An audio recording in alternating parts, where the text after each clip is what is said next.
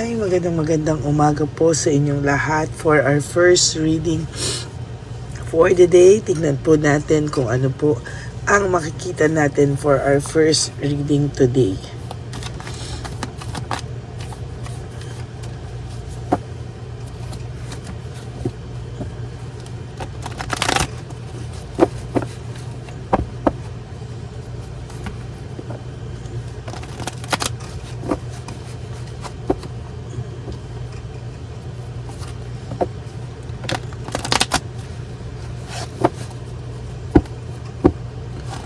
Okay.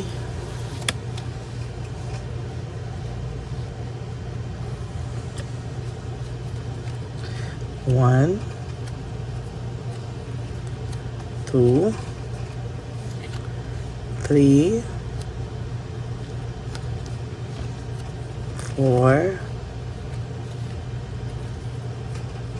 five, six, seven, 8, 9, and 10.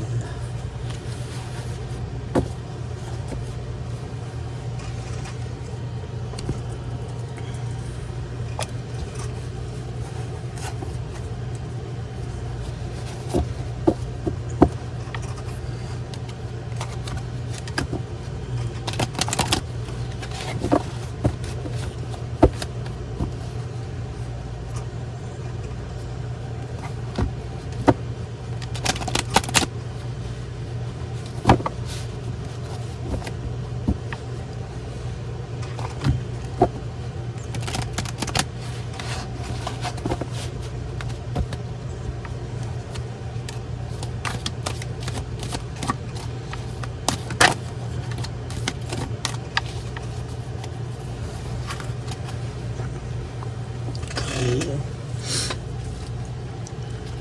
1, 2, 3, 4, 5, 6, 7, 8, 9, and 10.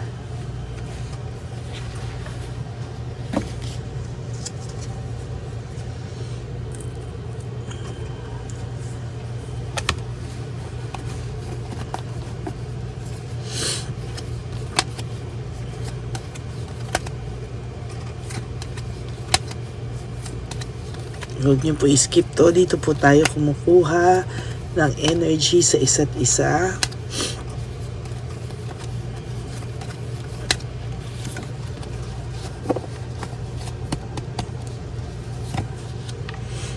Quick decision. Marami po siyang mga bagay na naging kasinungalingan.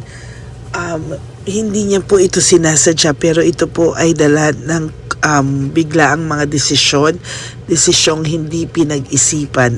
Sa lahat po ng mga kasinungalingan niya sa iyo, ito po ay based sa mga biglaang desisyon, no? Ayaw ka po niyang saktan, pero para po makaiwas po siya sa masaktan ka, mas pipiliin niya po ang magsinungaling kesa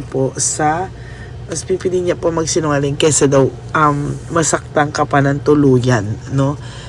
So, pero hindi pa rin po tama, no? Parang kahit na gano'n, mas masasaktan ka naman po kung ganyan lang din, no? Na magsisinungaling siya at hindi niya sasabihin sa iyo for the sake na hindi ka masaktan, no?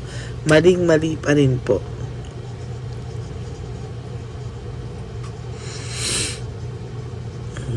Nagsisinungaling siya or nagsinungaling siya, no, para hindi ka masaktan, hindi ka lalo masaktan.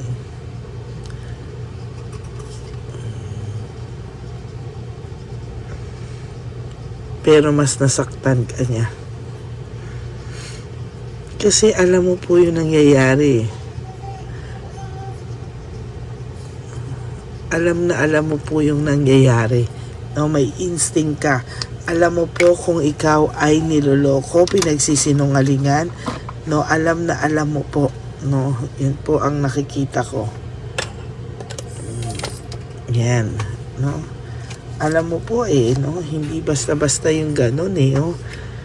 Kalmado ka lang kunwari, or kunwari sa iba sa inyo, hindi pinapaalam na alam mo. Yung iba sa inyo po ay tahimik lang, yung iba po sa inyo ay parang wala lang, no? Pero sa totoo lang po, ayan, talagang dinadivert lang po talaga niya sa mga pagpapalusot, no? Dinadaan niya lang po sa pagpapalusot, sa mga kasinungalingan, para hindi ka daw po further nasaktan o masaktan.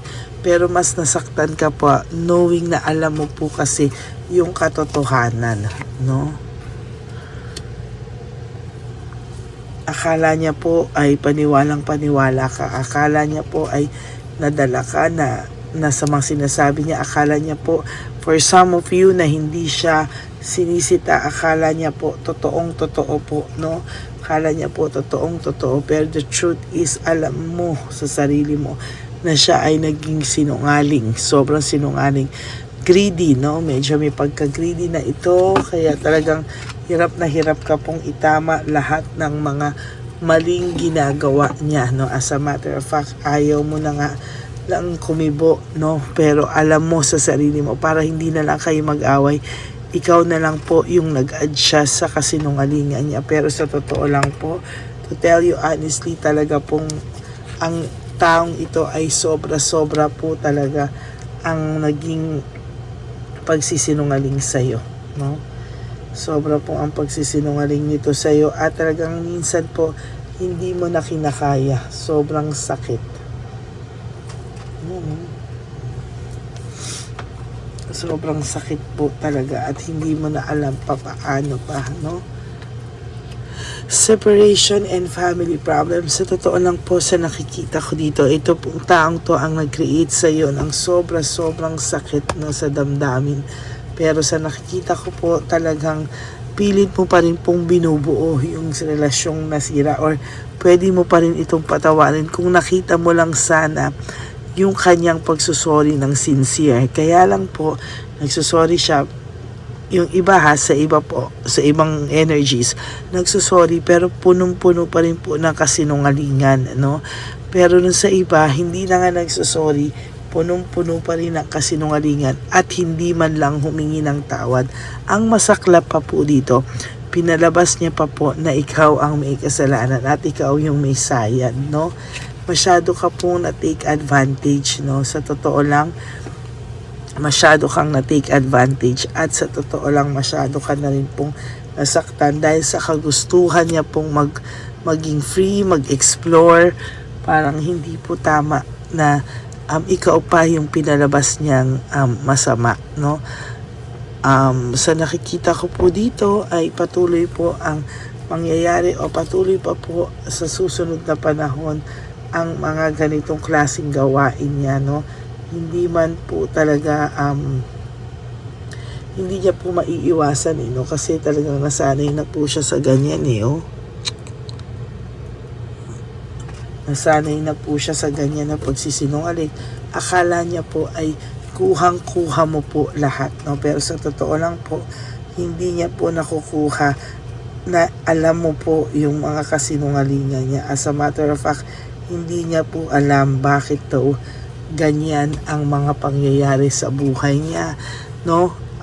Siya po ang nagtatrap sa sarili niya kasinungalingan.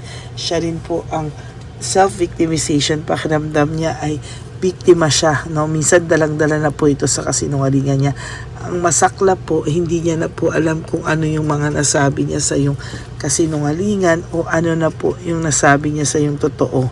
Hindi na po niya alam kung paano niya paghiwalayin yung katotohanan sa kasinungalingan niya.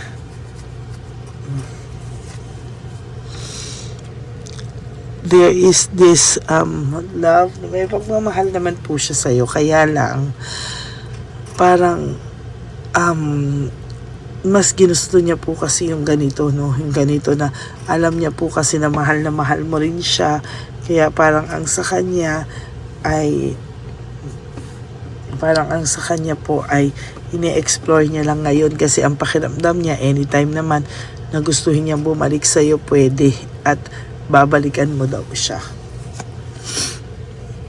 out of touch, trickery. Ang taong pong ito ay very, very tricky, no?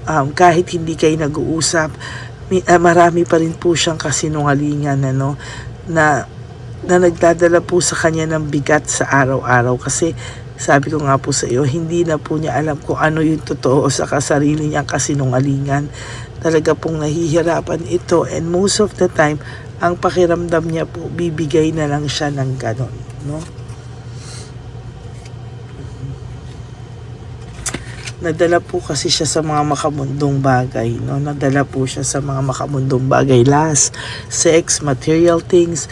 Nadala po siya sa mga ganyan na hindi niya po inakala na hindi rin naman po siya sasaya sa ganyan, ano? Hinahanap-hanap ka pa rin po niya, at feeling ko po sa lahat ngayon ay feeling niya hindi mo rin po kayang bumitaw totally, no? Hindi mo siya kayang bitawan, hindi mo rin siya kayang iwanan. Na ang pakiramdam po nito ay naghihintay ka lang po talaga sa kanya, at ang pakiramdam po nito, whatever happens, hindi mo din siya iiwanan, no? Pag ginusto niya raw pong bumalik sa iyo, ay babalik at babalik daw po ikaw sa kanya nang walang kahirap-hirap, no? Ang pakiramdam niya po ay anytime na gusto niya na kayong magbalikan, nandyan ka lang po sa tabi niya. At every time na gustuhin niyang magbalikan kayo, palagi ka raw pong nandyan lang, nag-aantay sa pagbabalik niya. Ganyan po siya ka-confident, to be honest sa'yo. Ganyan po siya ka-confident, no? Bored po siya ngayon sa buhay niya. Actually, hindi niya po alam ano daw po ba talaga ang gusto niya sa buhay niya, no? Hindi niya na po talaga alam, at ang pakiramdam niya po ay, sa totoo lang, ay nabubwisit na rin po siya sa sarili niya, no? Hindi niya po alam ba't siya nagkaganyan. Hindi naman po daw siya ganyan. Gumulo po ang buhay niya nung nakilala niya po itong third party, no? Parang ang pakiramdam niya po ay totally nagulo siya, nawala siya sa wisyo.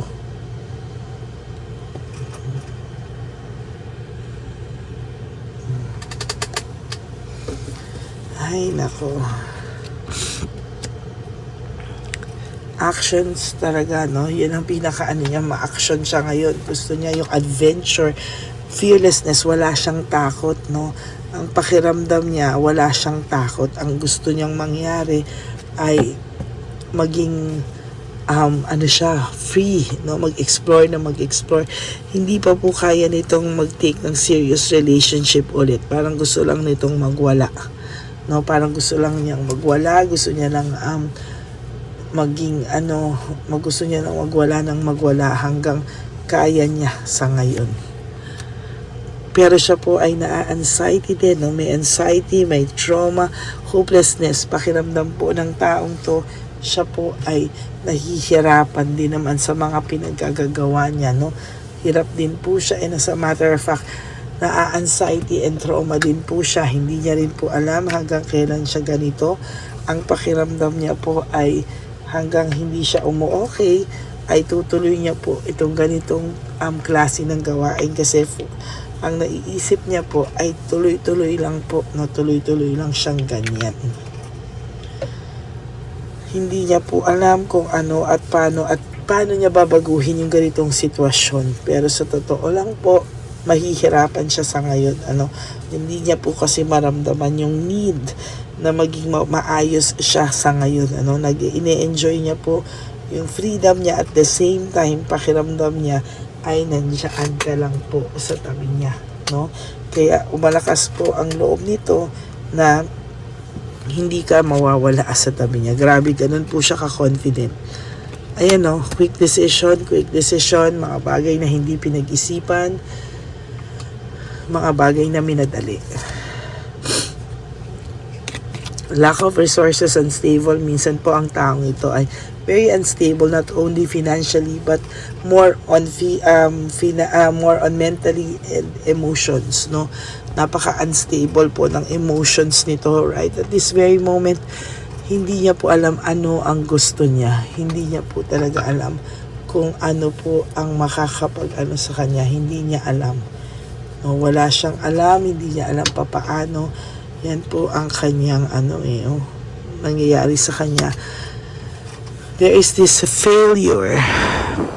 May failure po akong nakikita dito at talagang defeat, pagkatalo, hindi niya po nararamdaman pa ngayon yan, yung failure and defeat, kasi nga alam niya nandyan ka, pero alam niyo, once na sinukuan mo po itong taong ito, tsaka lang po siya makakaramdam ng failure at pagkatalo pag ikaw po mismo ay bumigay na.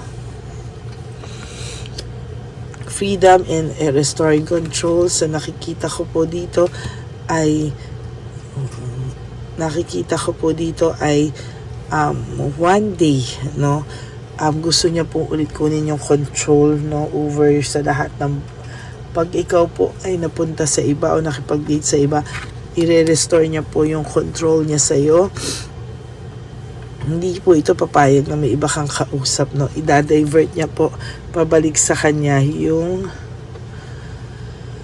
hanggang wala po ito, hanggang hindi po ito natitreten. Sinasabi ko po sa inyo, hindi po talaga ito, hindi po talaga ito maaayos, At sa nakikita ko po, talagang hindi pa siya rin maaayos sa mga susunod na panahon. Yan.